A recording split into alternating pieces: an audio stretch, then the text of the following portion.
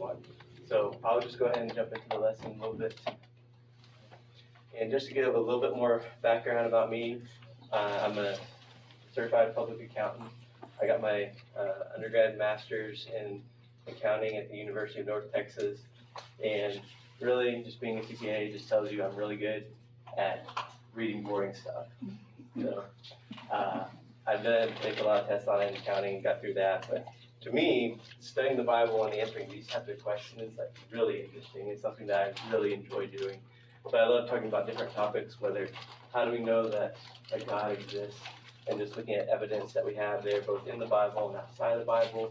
How do we know the Bible is reliable? So all different types of topics I like discussing, and this is just one of the many ones that I've gathered an interest in.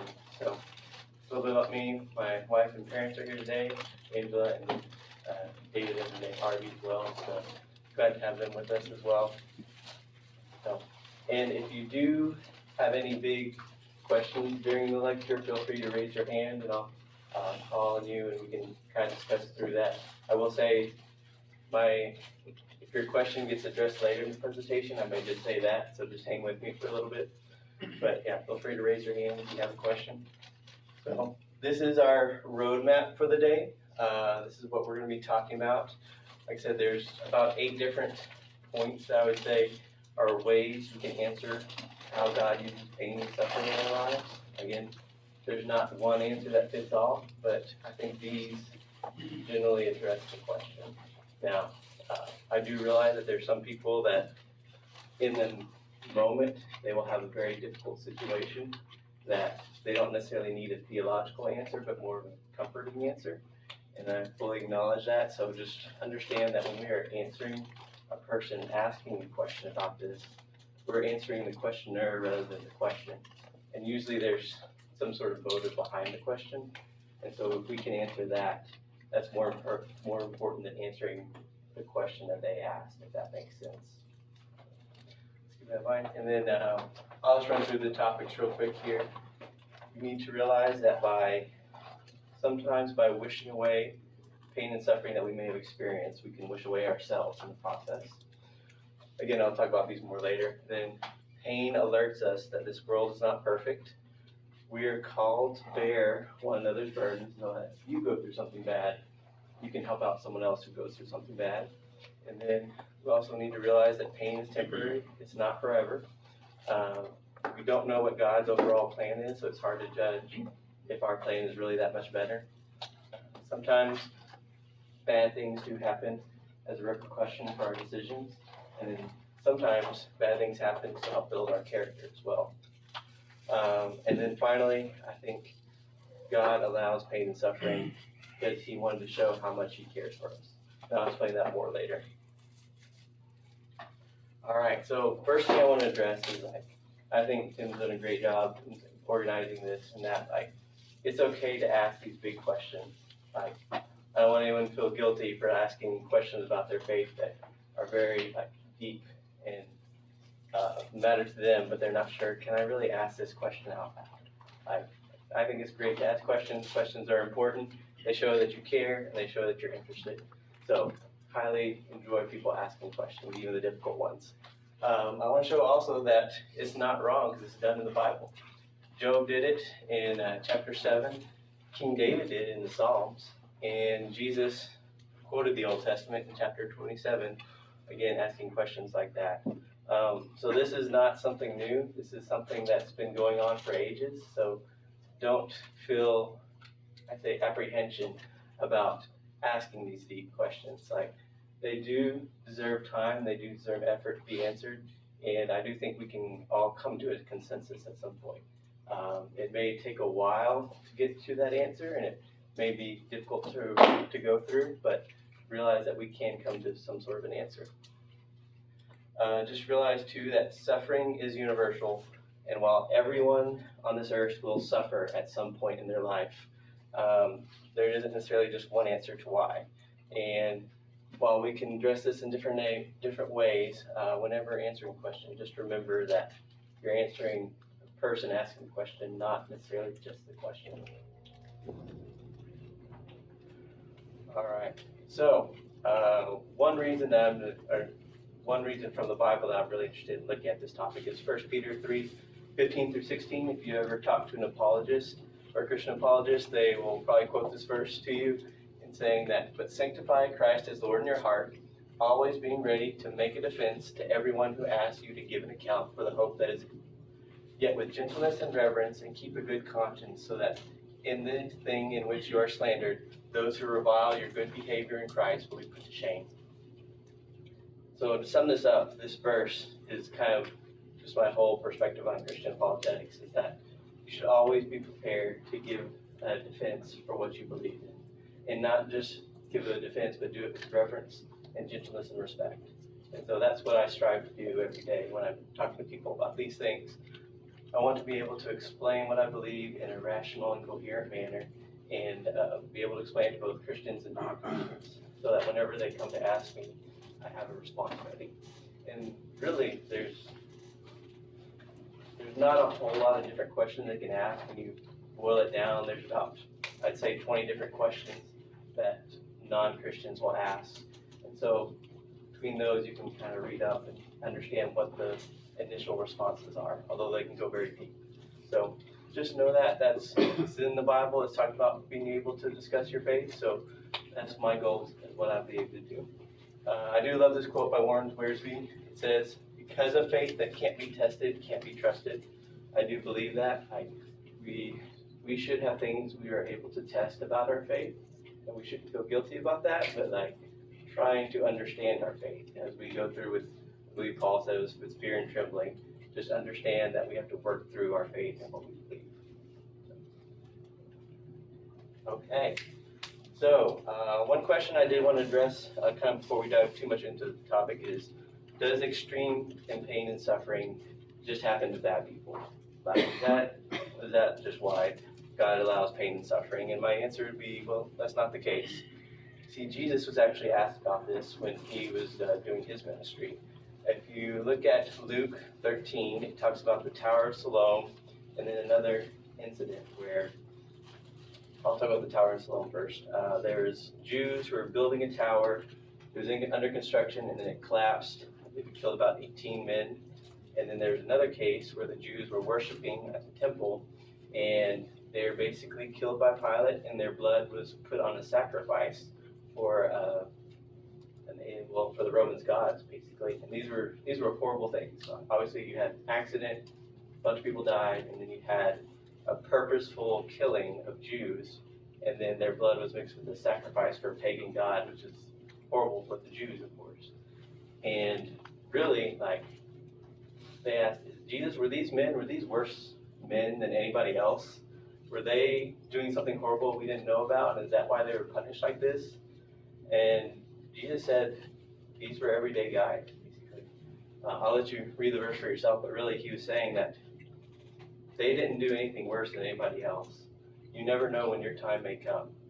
And just realize that we never know when our day may come, so be prepared in that respect. But also, it's not so much that people are punished all the time for their actions. That's not necessarily how God works in our view of timeline. These people were just your average guys, and something bad happened to them. So understand that sometimes bad things happen, and we don't always understand why. All right, so let's go ahead and dive in to our first of 8 parts answering of why or how God uses bad things in our lives. So sometimes we can wish for our pain and suffering to go away, but I would argue that can wish ourselves away in the process. Here's what I mean by that. An example. For me, back when I was in college, I was at my house one day and I just collapsed for no reason. And I didn't know why. I had difficulty speaking clearly. I was slurring my words, couldn't get up for the life of me. I was very weak and we didn't know what was going on. So eventually the next day, I went to the doctor's office and I mostly recovered, but they didn't know what happened. So eventually started seeing some specialists, saw some neurologists, and they said, we think you have multiple sclerosis, which I don't know if any of you are familiar with that. It's called MS for short, but it's degenerative of your muscles that eventually affects your brain.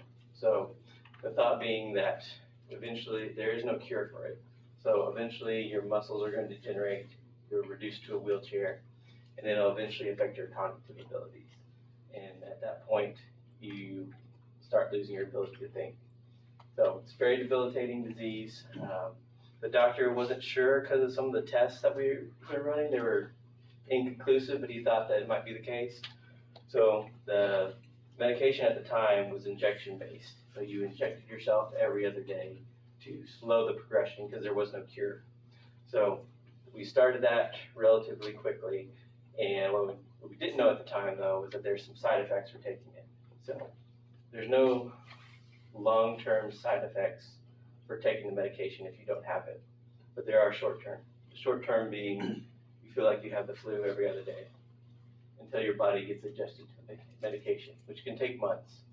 So we started taking the medication, and we had some difficulties getting to see more specialists. So it took about 4 months before I could see a specialist from when I started the medication. But taking that medication was the most pain and suffering I've ever experienced for an extended period of time. It basically felt like I had the flu every other day. I get chills. I just feel horrible at times. And I was trying to go through school at the time. I had to quit my part-time job just to focus on school and surviving at that point. But it was extremely difficult to get through. I wouldn't wish that on anybody, really. It's where I ended up getting my life verse during that time, Ephesians 2:8, which says, "For we are God's workmanship, created in Christ Jesus to do good works, which God prepared in advance for us to do." And to me, that meant that God knew that this time of pain and suffering was going to happen to me, whether I knew it or not, and that He still had good works planned for me to do. It was up to me to discover them. And so that's kind of what sent me down my apologetics rabbit hole, you might say. But as you think through this, eventually we got to see to close the story, I saw some specialists. They decided to not have MS, so praise God for that. Still figuring out what's going on there, but no long-term symptoms at this point, thankfully. But yes, what if, though, I hadn't had this disease? To do a short story, what if my mom, say, had married someone else? I could have had a different dad, and maybe I wouldn't have had this issue with my health, but having issues with my heart and all that kind of stuff. I wouldn't have had to deal with that, could have lived a more normal life, had to go through all that pain, suffering. But would that have been me? And I still had my sister, would we have still been the same people? I would argue we wouldn't be. See, if my mom had married someone else, that would have been someone else's kids. That would have been someone else's experience. I would have been wishing away myself in the process of wishing away my pain and suffering. So, I don't know if any of you have heard of the butterfly effect, but the thought behind this principle is that the wings of a butterfly can start wings of a butterfly in Africa can start the hurricane over in Florida.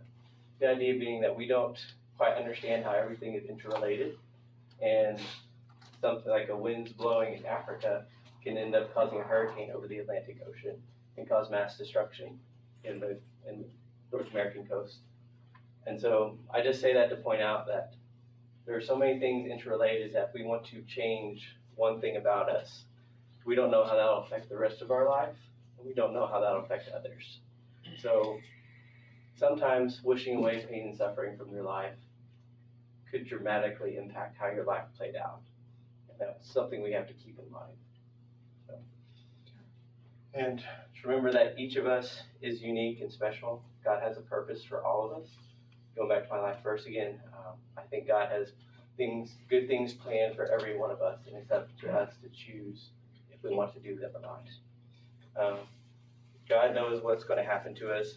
He knew that those bad things were going to happen to me, but He still has good things planned for me to do.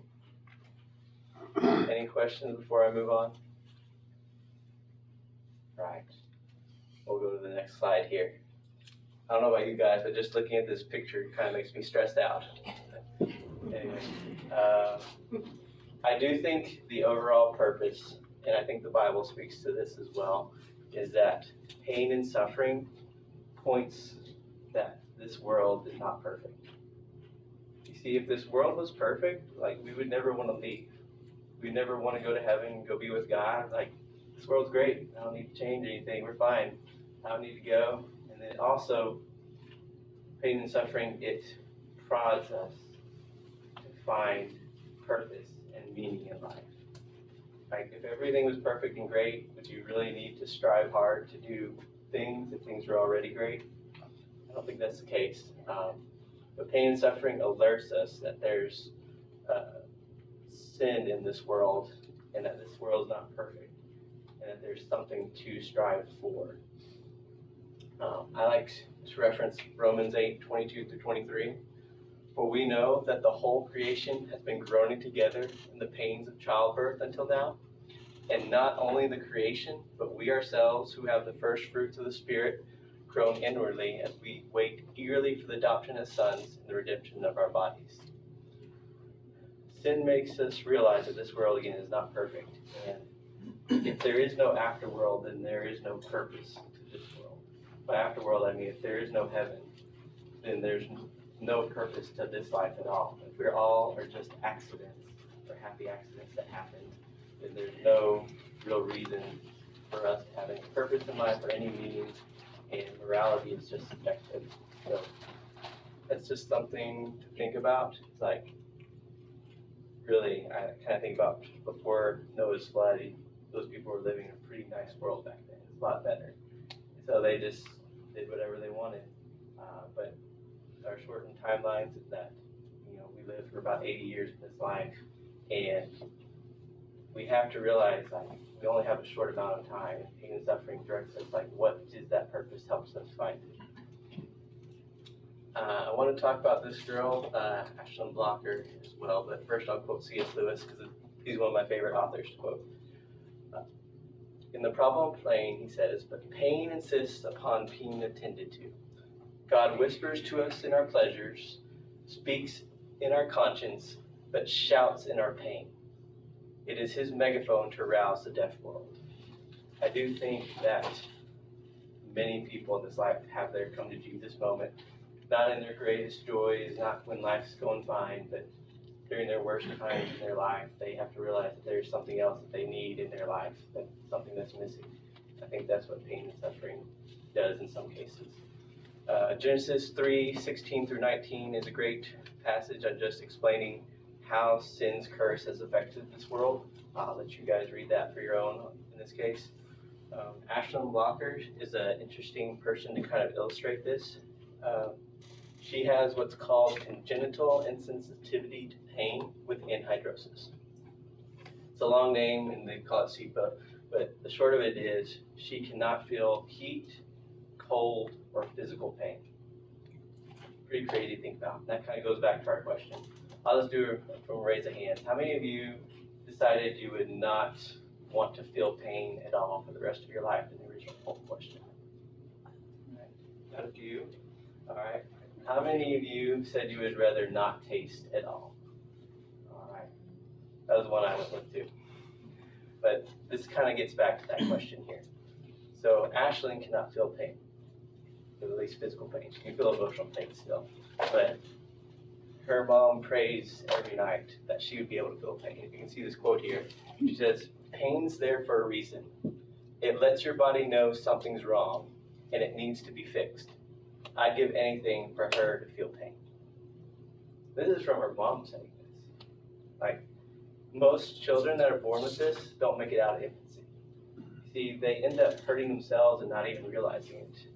I didn't want to put pictures of it, but they'll end up biting their tongue and it bleeds out, and they don't even realize anything's wrong because they can't feel the pain from that. Even playing as a little kid, like playing sports, is extremely dangerous for children born with this condition because they don't know if they stepped on a nail. They can maybe feel pressure, but they didn't know that anything's wrong. They could break a bone and not even realize it. And so Ashlyn constantly had to be watched growing up to make sure she didn't hurt herself. A lot of times they have to put goggles on the babies just so they don't poke their eyes out. It's a very difficult condition to have. Thankfully, Ashlyn's made it into adulthood. She's about 25 now, I think. But really, her parents never would have wished this on her. It's just a very difficult condition to deal with. And it illustrates how if we didn't have pain and suffering, we wouldn't realize something's wrong in this world. So that's another reason, or that's the overall reason I would say pain and suffering is allowed. And then another way that God uses pain and suffering in our lives is to help others. If you're looking for a short verse to memorize, Galatians 6:2 is a great one. It says, carry each other's burdens, and in this way you will fulfill the law of Christ. So I do think that there are times that we are allowed to experience pain and suffering so that we can comfort others in that time when they experience similar things. Whether it be losing a parent, dealing with a difficult disease, or whatever you might think of. Like, there will be times when you experience something and you think, I'm the only person who's had to experience this. And I'm willing to bet that there's other people who experience the same thing. And I do think that God shows his love, or is willing to show his love in those difficult moments. And then once we receive that, we can share that with others and hopefully bring them to Christ as well. And that's just another way I think God uses pain and suffering in their lives. I think 2 Corinthians is also a great verse. Praise be to God, to the God and Father of our Lord Jesus Christ, the Father of compassion and the God of all comfort, who comforts us in all of our troubles, so that we can comfort those in any trouble with the comfort we ourselves receive from God. All right, so I'll bring in one more verse on this. I bet most of you guys know this verse already. It's the shortest verse in the Bible. Can anyone tell me what it is? Jesus wept. That's right. You all know what the story wrapped behind that verse, though. I don't know, I haven't heard it taught too much, but it's about Lazarus, actually. So this is when Jesus was going to see Mary and Martha and Lazarus. Lazarus had died already. And so Jesus shows up.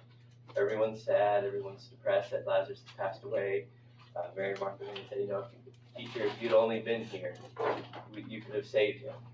And so Jesus asked, well, take me to the tomb. And so they go out to the tomb. And they're kind of mystified, like, why is he going up to the tomb? Lazarus has been dead for 3 days now. Like, he's done. Why are we doing this? And so Jesus goes out to the tomb. And one of the first things the Bible mentions is that he wept. That's John 11:35. Jesus wept. To me, that shows that God did not just leave us here to experience pain and suffering and just want us to go through that and never deal with it. He sent Jesus to go through pain and suffering with us. It hurt Jesus that Lazarus was dead. It hurt him, the separation that was there, and that's why he cried. I think that just shows that God did not leave us alone in this world just to experience pain and suffering, but he has a purpose behind it, and that he wants to experience it with us and not just leave us to experience it on our own.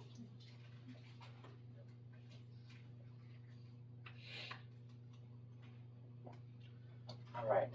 Another way to think about pain and suffering is that it's short-lived. So in some cases, you'll have a short period of time where you will experience some sort of pain and suffering. Other people, they have diseases that last with them for all of their lifetime. You realize that there's all different types of circumstances, all different ways that things happen like this. But if you think about it from the perspective of heaven, heaven is going to be for infinity. There is no ending to heaven. But our earthly life is very small. We're lucky we get 80 to 100 years. But really, after that, we will be in heaven, but we will not have to experience that pain and suffering. And that gives us a little bit of perspective. And I'll give you kind of an example to kind of think about it like this way. So when I was born, I was not breathing very well. I was kind of blue in the face. So when they had me, came out, and then they quickly rushed me away, took me away to try and get me to breathe again. So I was taken away from my mom real quick, and they were working on me, trying to get me to breathe better. Now imagine if you were just an alien from outside this world and you were watching and you watched the birthing process and you saw me get rushed away and just disappeared, and that was your entire understanding of the human experience, just watching the quick birthing process and you get taken away. You would not have a great example of what life is on earth here. You would have a very limited view of that. Well, really, our life on earth is like the birthing process. We have a very short amount of time that we're allotted, and we're expected to make the best use we can of that time. But in perspective of infinity, this time on earth is extremely short. And this is the only time that we'll be experiencing pain and suffering on this earth, whereas heaven we will not. So I hope that gives you a little bit of perspective of like, yes, that doesn't degrade, that pain and suffering. It's a real thing, and it hurts right now. But that doesn't mean it's going to last forever. And it's really, from God's perspective, it's a very short time.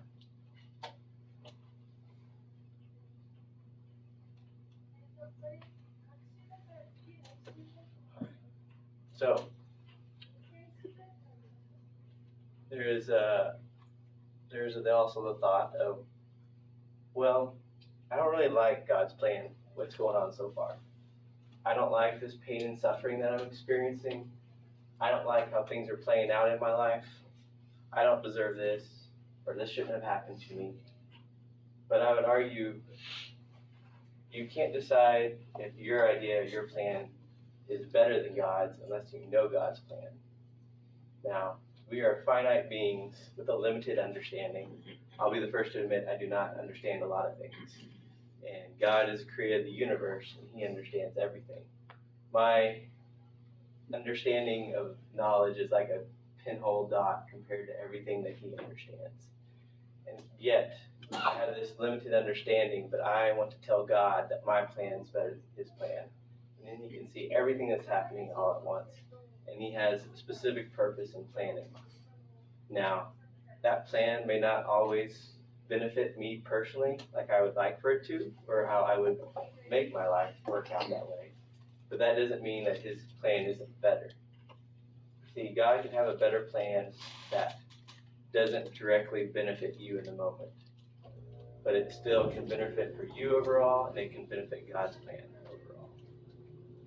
So I don't want you to think, well, I can come up with a better plan than God. Well, it may be that you have a different perspective from God or a different desired outcome. Most of the time we want just good things to happen to us. And God understands that just having good things happen to us will not make us necessarily the best people in the world. I think He also wants us to develop character in the process. So if we don't know what God's plan is, how can we truly judge if our plan is better than His?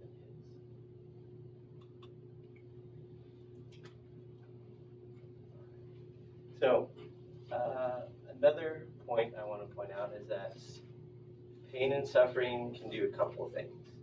Sometimes it can be, although we shouldn't always assume this, that pain and suffering comes from repercussions for bad decisions. Sometimes we make bad decisions and we have to suffer consequences for it. I would argue that God does not punish people. He removes His hand of protection instead and allows bad things to happen. I don't think that God ever zaps anyone with a lightning bolt that says you are punished because you did something. I think it is God most often allows bad things to happen to us if we make bad decisions. So, quick example was like, if you turn into a street with oncoming traffic and you get hit and you're in a wreck, maybe you shouldn't have turned into oncoming traffic kind of thing. But has anyone ever heard of the baseball player Josh Hamilton? Raise your hands. Okay, we got a few people. So anyway, I really like baseball, so I like putting in some examples from baseball. But Josh Hamilton was a former Texas Rangers player. He had about 8-year career maybe. But he had about 5 years where he just dominated in Major League Baseball. He was just the best hitter in the league. Everyone was scared to pitch to him. He was amazing. Unfortunately, Josh had a rocky road getting to the major leagues. He'd been drafted the #1 overall player in 1999, and then he was in a car accident in 2001, and he became addicted to alcohol and drugs after that.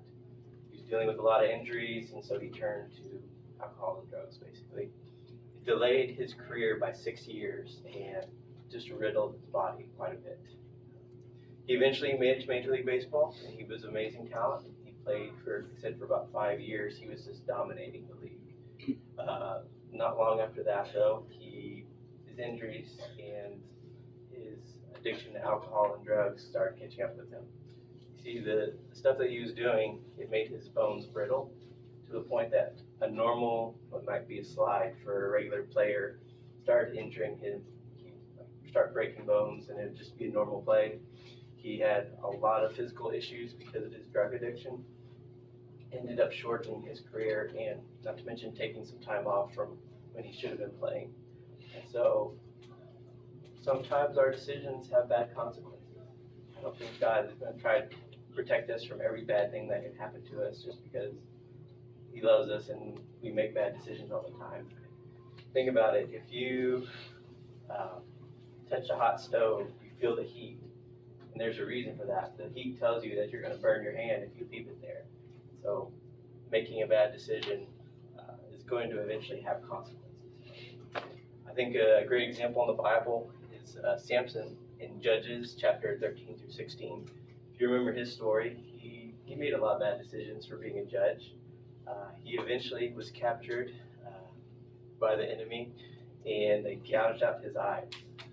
And then they eventually took him to a big party they were having, and while in the end, he ended up killing, I believe it was somewhere around 10,000 Philistines in the process, but he also died in the process as well.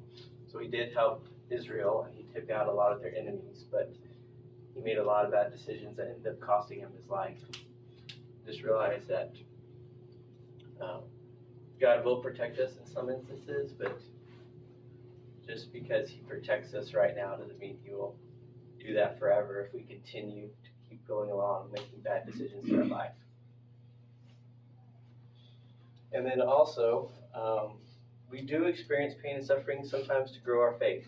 I believe character development is a big part of how we grow in this world. I would argue if you get to the idea of the supreme ethic of God and what's his desire from having this world to begin with, is that he wants us to grow in this life for heaven.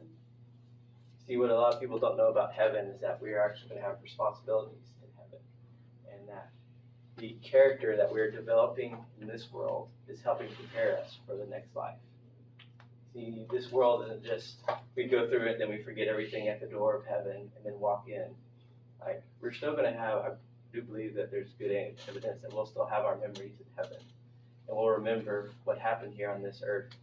So all the bad things that you experience in life, your pain and suffering, they also help you build character. And that character you're going to take into heaven. And so whatever you learn here, you're going to take with you whenever you go. So C.S. Lewis talked about this as well, but I think it's just a great thought idea, is that the character that you build here will help you in your next responsibilities in heaven. And so that's just kind of something to think about. I enjoy thinking about it, at least. But also, like, we as humans can't see each other's character. I can see the outside of you.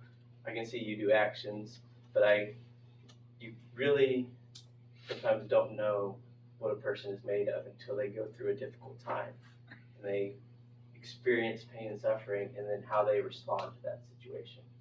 I say that is their character at that point. And that's when we see people go through their worst moments and we see how they respond to that, that's when we really see what their true character is. And so while God can always see our character, I think that man cannot. And so that's why we have to see people go through difficult times. Then it also helps build your character in that moment as well. You realize what you're made of and what you want your life to be about. That's where I learned about myself as well, for my situation. I kind of learned about what I really believed, and that in that moment, I had a hard time expressing what I believed, although I knew what I believed. And so that's why I went into apologetics and decided, like, well, let me really understand what I believe and be able to explain it to other people so that I won't just tell them what I believe and not be able to back it up. And you could say with my health issues that maybe I wouldn't have gotten into a Christian apologetics because of that. So, something to think about. We never know how a negative situation will affect us necessarily. I love to quote Romans 5 here. Not only so, but we also glory in our sufferings, because we know that sufferings produces perseverance, perseverance character, and character hope. So just really there, I like to focus in on the character part. Going through bad times will reveal what your character is, help grow your character, and it will help others see what your character is. And one last example, I would say think about maybe the most important person in your life, or someone that you really admire. Most likely, they've gone through some sort of difficult circumstances and come out better for it, or they've strived through it and made it through. Very rarely do you idolize someone who's necessarily just gone through an easy life. Usually they've had some sort of adversity they've had to get through to get to that point in time. Right. And one of my final points here, really, God did not want to leave us to suffer. He did not want us to go through all this pain, suffering for no reason at all. He had a purpose behind it. And I don't think we would have as good of an understanding how much God loves us if we didn't understand what death, separation, pain, and suffering meant. If God had just created us in heaven to begin with, and He told you, I was willing to die for you, to suffer for you, but you've never experienced death, you never experienced pain and suffering, you didn't even know what that was. I don't know that we could have fully appreciated how much God loved us if we haven't experienced any of those before. We could still know that God loves us. We could still have an understanding of that in theory, but we wouldn't understand the true depths of how much God was willing to sacrifice for us individually unless we actually experienced that ourselves. So I think God allows us to experience pain and suffering because He wants to know how much He loves us and how much He was willing to sacrifice to go to the cross, to die the most excruciating way known to man at that point, and to know that He was willing to suffer with us. He wept with us, as we saw with Lazarus. He didn't want to leave us here just to go through pain and suffering and say, I'll come back later. I'll see how you're doing. He came here to be in our misery with us and to experience that and not leave us just waiting and wondering what's going to happen. And I do think that He uses pain and suffering to spread His word as well, and that people who are not Christians understand that the cross was a very extreme way to die back in the day. And Jesus says in Matthew 28:19, go therefore and make disciples of all the nations, baptizing them in the name of the Father, the Son, and the Holy Spirit. It shows that God did not just want to keep this among the select few, His story. He didn't want just a few people to know about this. He wanted everyone to know how much He was willing to sacrifice for everyone.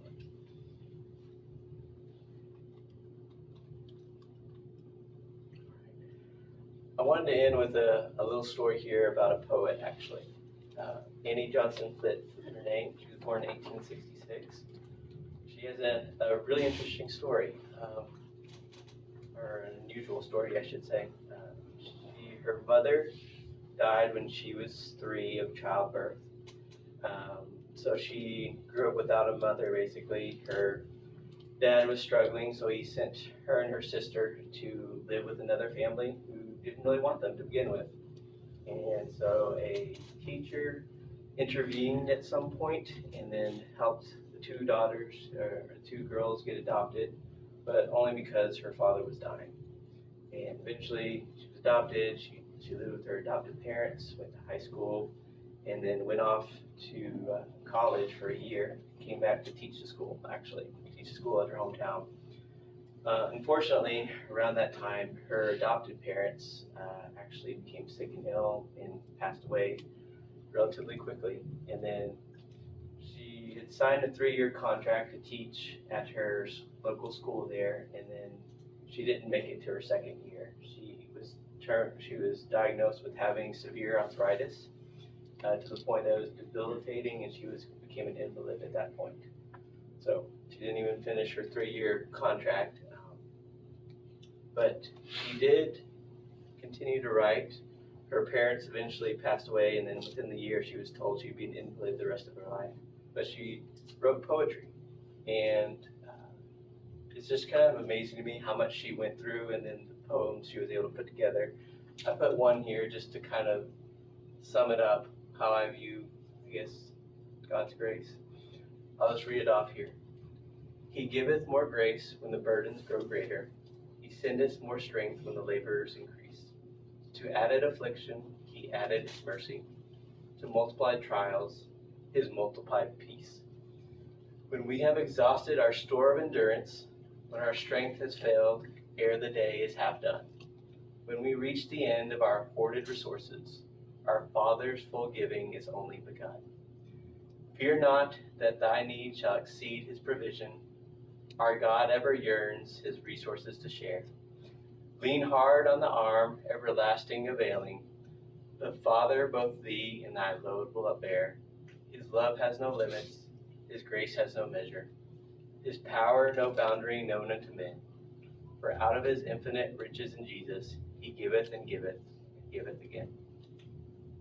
So, knowing the backstory of Annie Flint there makes me realize how much she had to rely on God, even in her difficult moments there. I can't imagine being diagnosed, as you're not going to be able to move from the bed hardly much anymore. And yet she's still able to write something like this.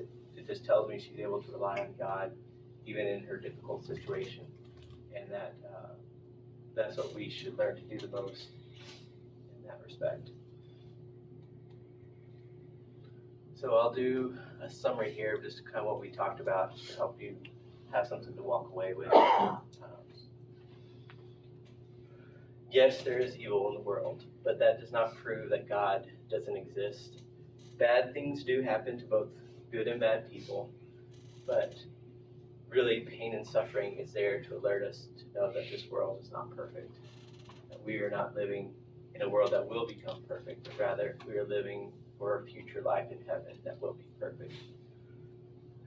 Pain and suffering are real, and they should be dealt with. In that, if there is someone who is suffering, they don't necessarily need a theological answer, but maybe a comforting shoulder to lean on.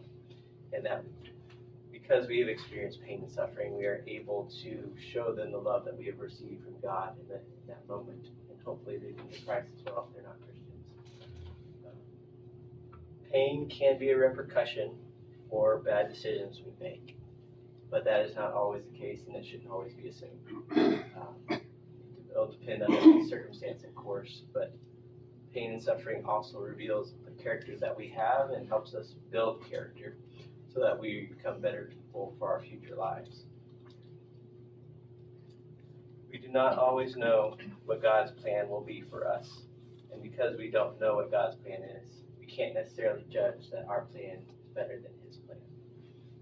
What he has in mind for us is still to be discovered by us, but that doesn't mean that we can't rely on him in the moment.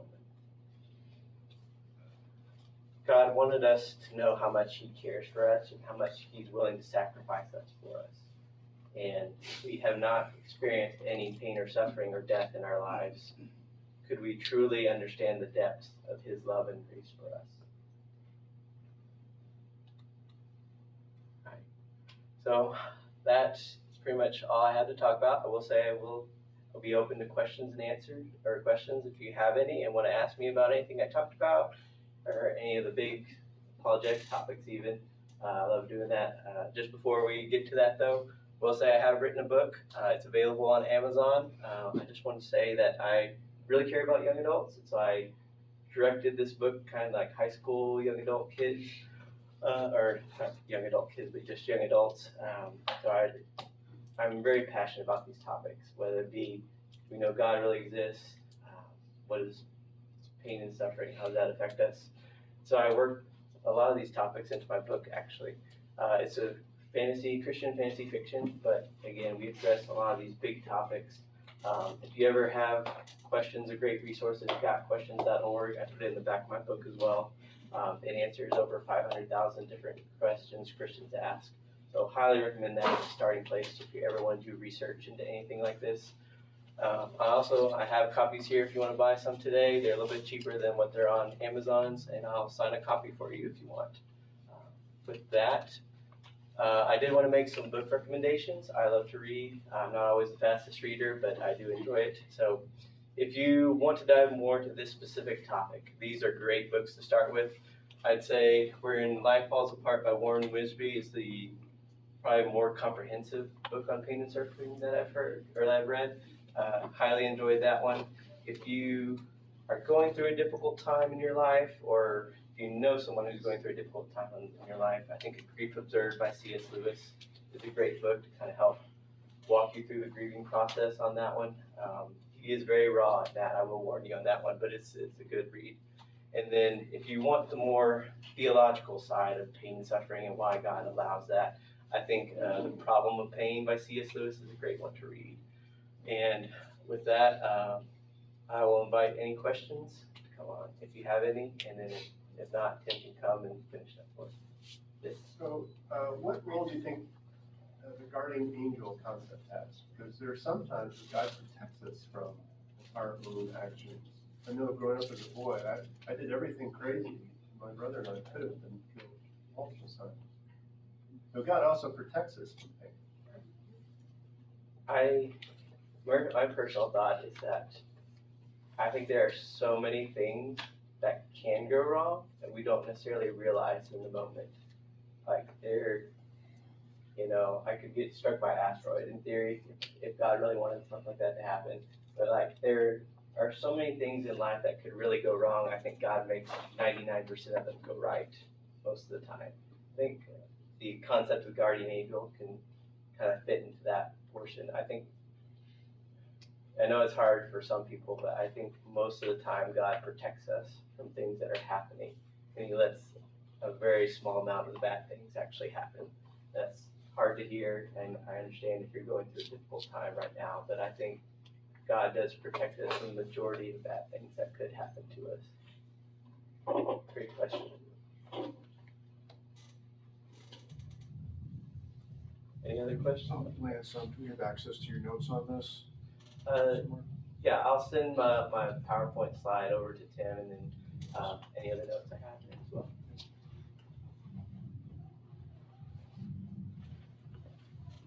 Any other questions? So, thank you very much. Appreciate it.